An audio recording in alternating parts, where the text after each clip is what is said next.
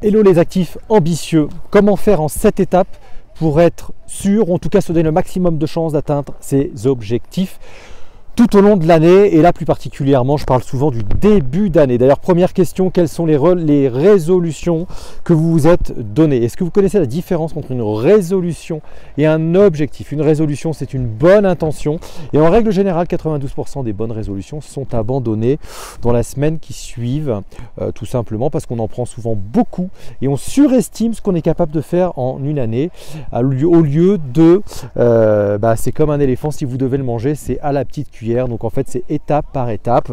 Donc 7 étapes pour vous donner un maximum de chances d'atteindre vos objectifs.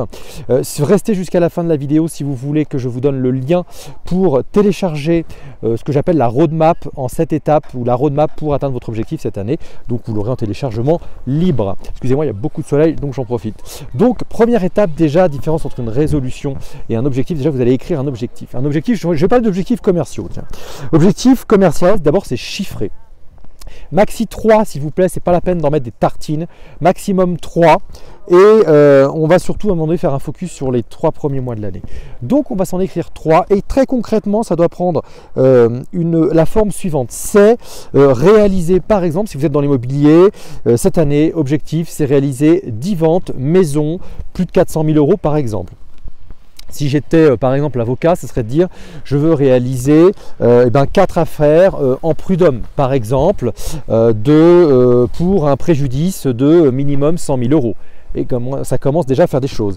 Si j'étais dans quoi? Si j'étais dans la vente de services par exemple, alors dans la vente de formation par exemple, je dirais vendre 3 formations d'un montant de 10 000 euros, secteur banque assurance, voilà, secteur banque assurance, et je mets à chaque fois un time, et je dirais échéance, échéance 30 octobre, et dont 80% fait avant le 30 juin. Donc, et puis par exemple, je vais dissocier, je fais la distinction entre le signé et le facturé aussi. Donc voilà, vous écrivez bien tout ça. Objectif. De quelle stratégie j'emploie pour atteindre cet objectif? En clair, c'est quel chemin je prends. Un peu là, on est en montagne, c'est quelle courbe je prends.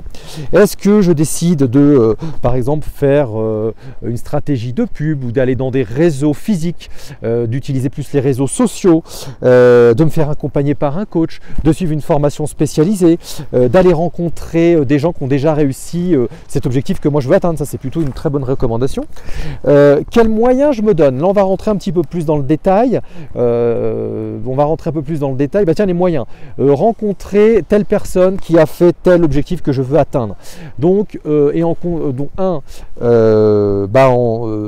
identifier 3 personnes de genre, et puis rencontrer toutes ces personnes avant dans les 3 mois, dans les 2 mois, bref. Et puis quels moyens je vais me donner?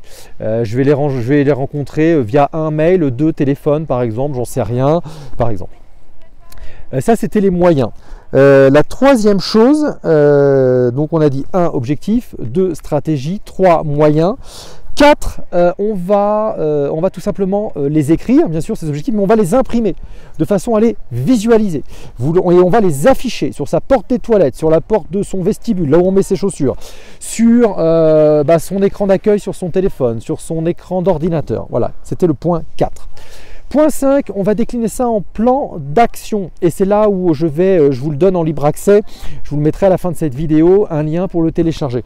Un plan d'action découpé sur 3 mois, au mois le mois, avec un objectif, un focus sur le mois, avec un découpage à la semaine, et dans chaque semaine, on va se dire objectif de la semaine, responsable, objectif, moyen, et avec une petite case réservée pour l'analyse.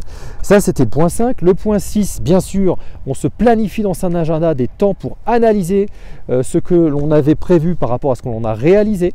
On va dire pourquoi j'ai fait ça, pourquoi j'ai pas fait ça, etc. Où est-ce que j'ai pêché, etc. Qu'est-ce que j'ai fait qui n'était pas prévu, est-ce que c'était dans l'objectif ou pas, ou est-ce que je me suis laissé embarquer par mon cerveau qui a, je dirais, cherché à esquiver ce qu'on appelle la difficulté ou la douleur.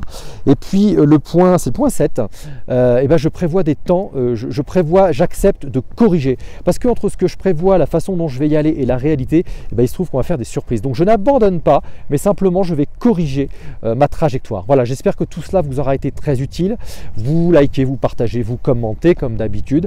Je vous mets le lien pour télécharger la roadmap qui vous permet d'atteindre vos objectifs beaucoup plus facilement, plan d'action en 90 jours.